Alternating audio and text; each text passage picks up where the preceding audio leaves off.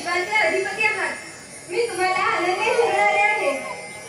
देवी सावधान, आपण एक सर्वसामान्य स्त्री नसून प्रत्यक्षात आदिमाया आदिशक्ती आहात. आपली सर्व रूपे दैत्यांनी पाहिली आहेत. तुम्ही तर अधर्मी दैत्यांना धडा शिकवून त्यांचा वध केला आहात. जी कामे आम्हा देवांना करायला पाहिजे ती आपण केली आहात. महिषासुराच्या बलाढ्य दैत्यांच्या मुंड्या तोडून गळ्यात माळ घालणाऱ्या आपण एक असामान्य स्त्री आहात. भगवान विष्णुदेव, माझी एकच शंका पूर्ण करा. आपण शेषशाहीवर युगेनयुगे तपश्चर्या करता, मग आपण कोणाची भक्ती करता हे मला सांगा. हे ऐकण्यासाठी मी आतंकित व्हायचं आहे. स्वामी, पार्वती दीदींचं बरोबर आहे. आपण तिन्ही देव ध्यानस्थ झाल्यावर कित्येक वर्ष जातात. मग आम्हा बायकांची खूप अडचण होते.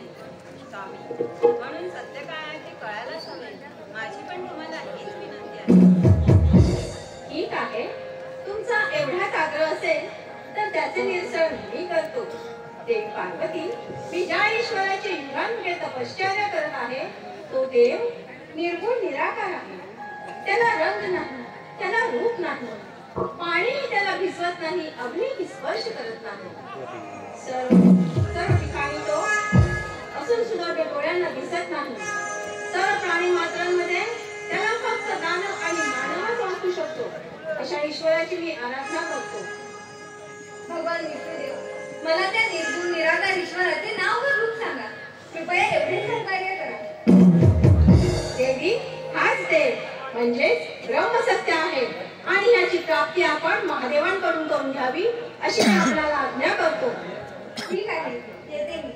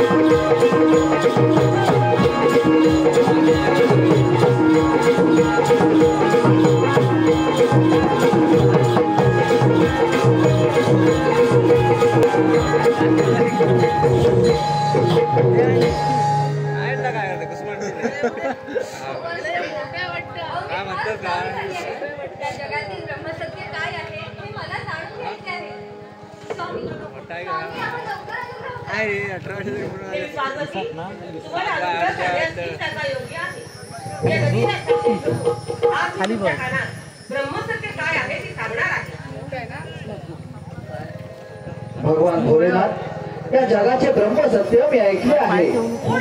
हे जग म्हणजे ब्रह्ममय आहे. कोण बोलतोय? हवा कुणाचा?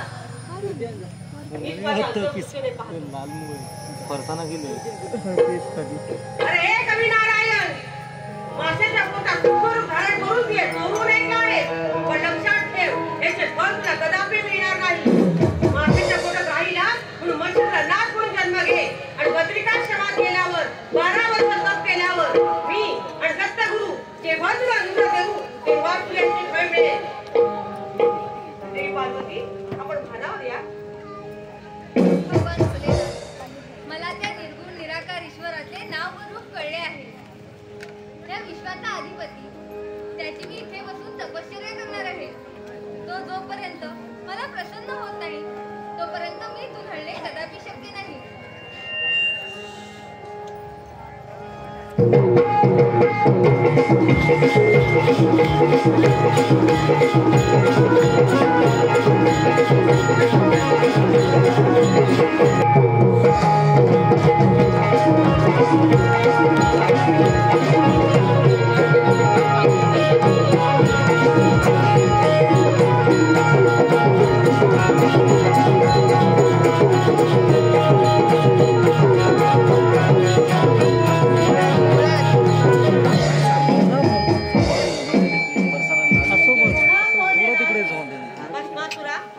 नेहमी मी सांगितलेलं काम तू वेळेत पार पाडतो. मग आज तुला भस्मायला उशीर का बरं? बोले ना, तुझ्या माणसाचा भस्म मिळवणे फार कठीण झाले आहे. त्यामुळे तुम्ही मला असा आवाज द्या, त्याच्या डोक्यावर मी हात ठेवेन, त्याचा जाऊन बसवायला पाहिजे. नंतर तुम्हाला भस्म आणून देण्यास मला मुळीच वेळ लागणार नाही. ठीक आहे भस्मा तुला, मग मी तुला आज असा वर देतो, त्याच्या डोक्यावर तू हात ठेवशील, त्याचं जळून भस्म होईल.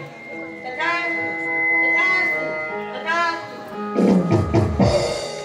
अरे भोळ्या शंकरा, तू किती मोठा आहे, तू तर मला वर देऊन बसला आहे.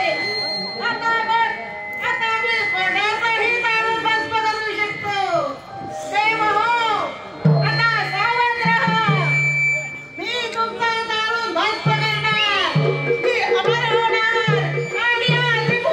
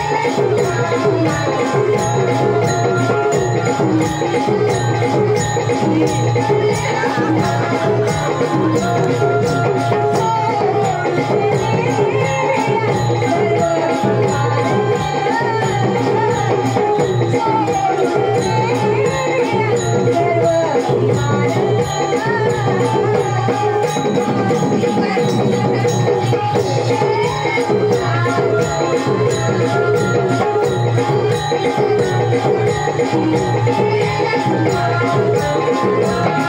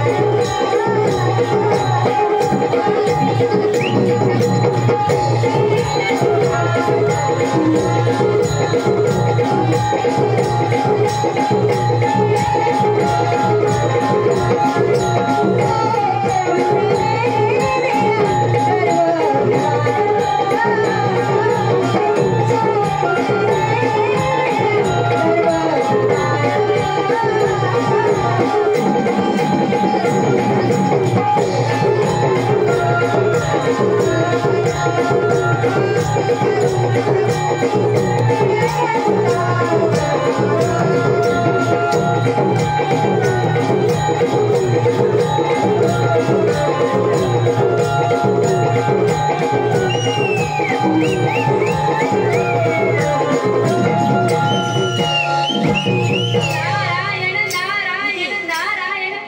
अरे भस्मासुरा, तू तर मोठा भाग्यवान आहेस. शंकर देवाने तुला मोठा वर दिला आहे. आजपासून तू कोणाचाही भस्म करू शकतोस. नारायण तुमचाच भस्म करतो. नारायण नारायण नारायण नारायण नारायण नारायण. अरे भस्मासुरा, तू माझा भस्म करण्यापेक्षा ब्रह्मदेव, विष्णुदेव, शंकरदेव यांचा भस्म कर. तरच तू त्रिभुवनात प्रसिद्ध होशील. नारायण नारायण. ठीक आहे नारदा. आत्ता जाऊन त्या तिन्ही देवांचा जाऊन भस्म करतो.